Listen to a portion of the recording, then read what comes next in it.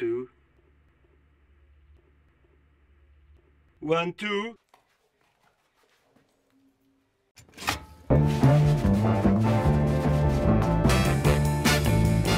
Il est né d'une double collision quasi simultanée.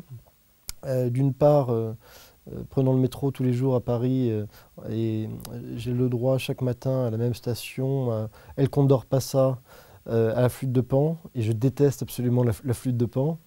Et voyant des gens danser tous les matins ou s'agiter autour d'El Condor Passa, je me suis dit que c'était pas possible que cette musique de flûte de Pan leur plaise et que probablement ils étaient atteints d'un syndrome. Enfin, c'était l'idée du syndrome est née comme ça, mais qui n'était pas vraiment une idée de film, qui était comme ça une idée qu'on peut avoir quand on prend le métro le matin. Et puis, il se trouve que le même jour, je suis allé, un peu par hasard d'ailleurs, voir un spectacle du chorégraphe Alain Platel au Théâtre de la Ville, un spectacle en hommage, un spectacle de danse contemporaine, en hommage à Pina Bausch, qui s'appelle Out of Context.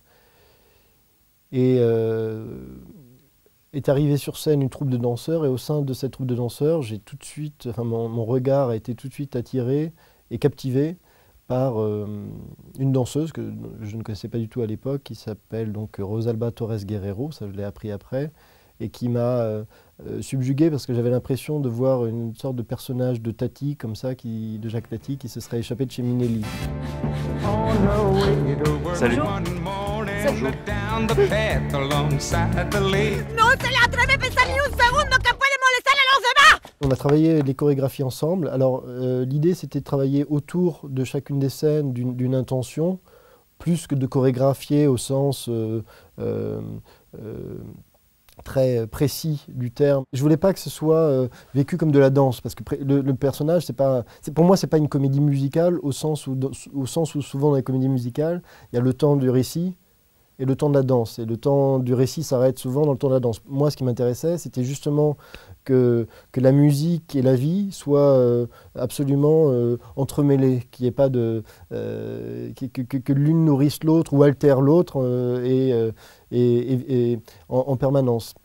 Donc, pour cette raison aussi, je voulais que, comme dans la vie, il y ait de l'imprévu, de l'improvisation, etc., en permanence.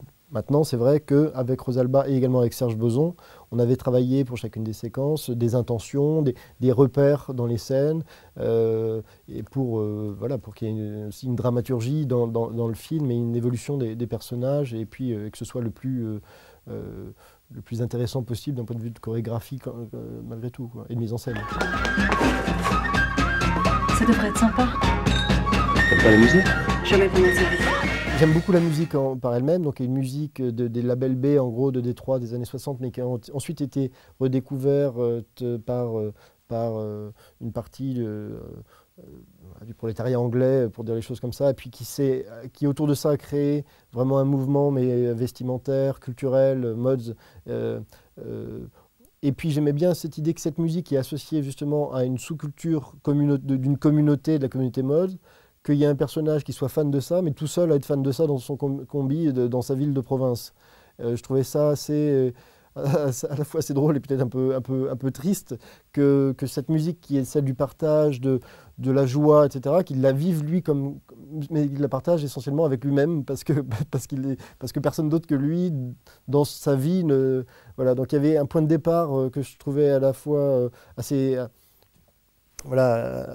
riche, et puis qui me permettait de mettre en avant cette musique qui est très entraînante et puis très aussi charnelle, quoi, quelque chose pour moi de très sensuel, et je voulais qu'il y ait une dimension de sensualité dans le film.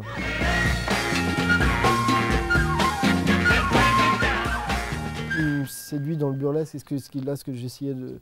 C'est évidemment qu'il y a des thèmes sous-jacents. Chacun des deux personnages sont un tout petit peu à leur façon comme des handicapés de la vie, d'une certaine façon, enfin des gens qui ont un rapport, qui ont du mal à s'intégrer, c'est-à-dire qui sentent la norme autour d'eux et qui aimeraient bien vivre comme tout le monde et qui n'y arrivent pas. Et je pense que chacun peut se relier à ça. Simplement, plutôt que de parler de ça sur un mode un peu grave ou sociologique, j'aime bien l'idée que ce soit un propos qui passe par la comédie, par une forme de vitesse, mais je ne crois pas que qu'effectivement ça nuit, enfin ça empêche d'avoir une lecture peut-être un tout petit peu plus profonde de ce qui s'y raconte et voilà, des possibilités ou non de chacun trouver sa place voilà, dans le quotidien et de s'inventer sa propre vie, quoi.